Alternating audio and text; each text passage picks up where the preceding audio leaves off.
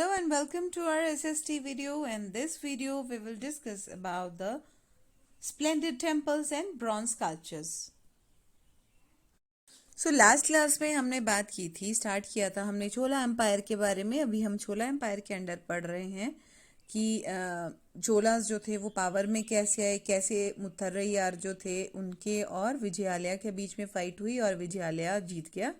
और उन्होंने उनके अंडर जो हैं जो राजा राजावन थे और राजेंद्र वन, उन्होंने अपनी पावर को, अपने किंगडम को और ज़्यादा एक्सपैंड किया। राइट।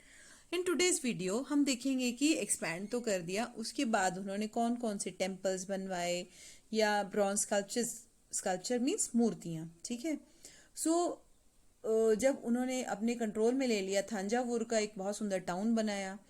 तो वहाँ पे जो बिग टेम्पल्स जो थे थंजावुर में, और एक और गंगाई कोडा चोलापुरम। ठीक है। ये बहुत फेमस टेम्पल्स हैं। क्यों?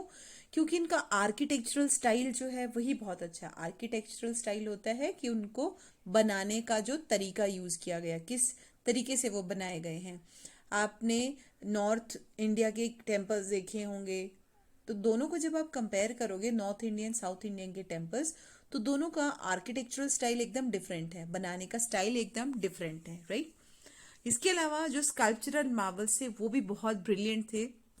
जो मूर्तियां बनती थी वो बहुत ब्रिलियंट थी। यहाँ पे आप देख सकते हो थंजावुर का टेम्पल, जिसको राजा राजा वन ने बनाया था।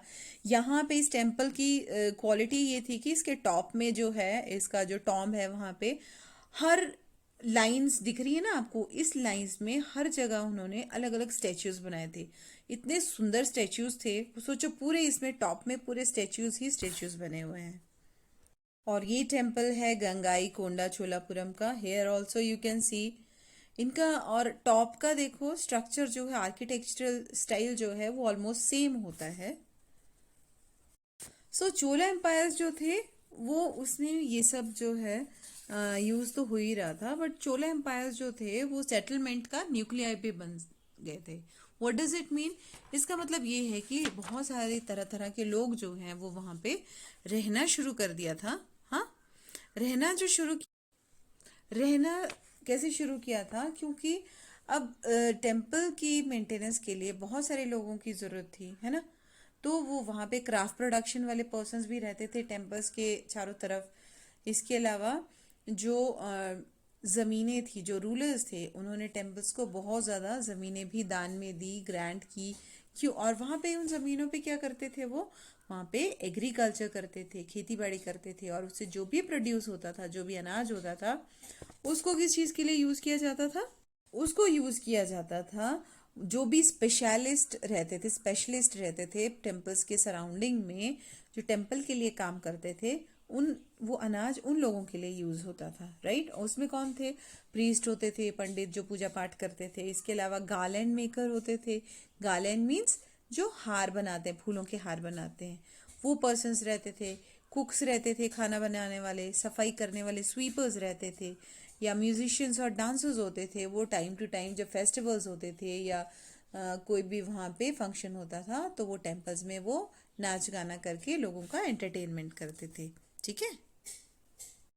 इस तरह से हम बोल सकते हैं कि टेम्पल्स जो थे वो सिर्फ वर्शिप की जगह नहीं थी, सिर्फ पूजा पाठ करने की ही जगह नहीं थी। वो एक हब था, एक ऐसा सेंटर पॉइंट था जहाँ पे economic life, social life, cultural life भी है जो ग्रो कर रही थी, बढ़ रही थी। राइट। अब जब हम क्राफ्ट की बात कर रहे हैं कि टेम्पल के लिए, तो टेम्पल के लिए बहुत ज़्यादा क्राफ्ट्स होते हैं। ठीक है। उसमें से एक था आइडल मेकिंग। ये ब्रॉन्ज इमेजेस जो थे ये फाइनेस्ट बनते थे यहाँ पे, as you can see here. और चोला एम्पायर के अंडर जो ब्रॉन्ज इमेजेस बने हैं वो वर्ल्ड में फाइनेस्ट माने जाते हैं टिल नाउ। ज़्यादातर इमेजेस जो थे वो तो डेटीज के थे, भगवानों के थे, लेकिन समटाइम्स इमेजेस जो थे वो डिवोटीज के भी बनाए गए थे। जो भक्त होते थे उनके भी जो इमेजेस जो हैं वो बनाए गए थे, मूर्तियां बनाई गई थी। अब हम बात करें चोलास की, तो चोलास के अंडर में ऐसा नहीं है कि टेम्पल्स ही बने या मूर्तियां ही बनी। उन्होंने एग्रीकल्चर डेवलपमेंट के ऊपर भी फोकस किया। क्यों फोकस किया?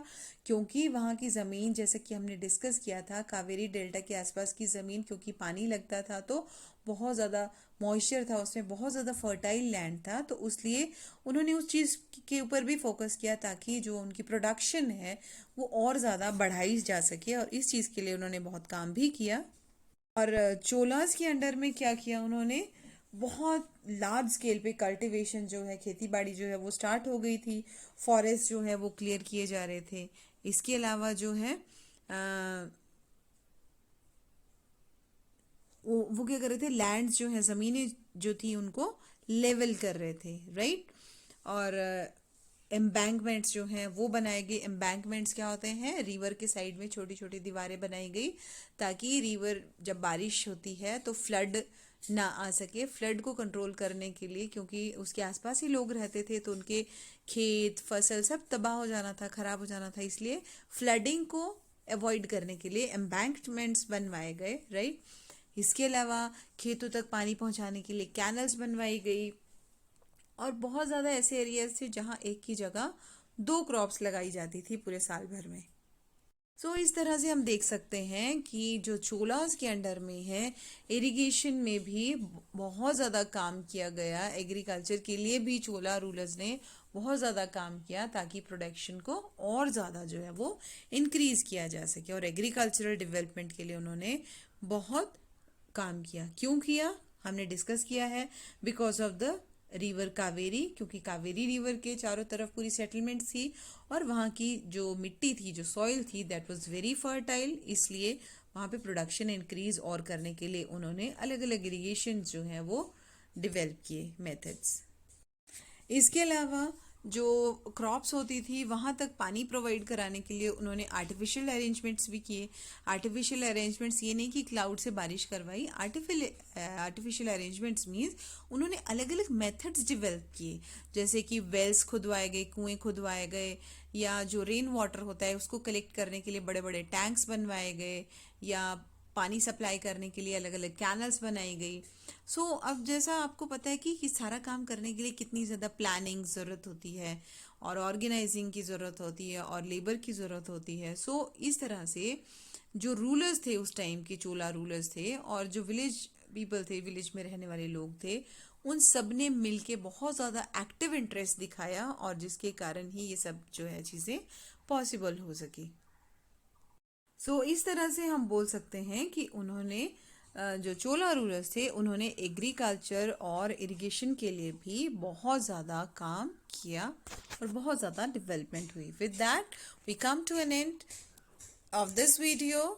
सी you in the next video. Next video में हम डिस्कस करेंगे about the administration of the empire. जो एम्पायर की एडमिनिस्ट्रेशन थी वो कैसे रन होती थी, कैसे कामकाज चलता था, कौन कौन से डिफरेंट ग्रुप्स बने, उस सब के बारे में हम डिस्कस करेंगे in next video. Till then, do take care of yourself and your family members. Stay safe at home. Bye bye.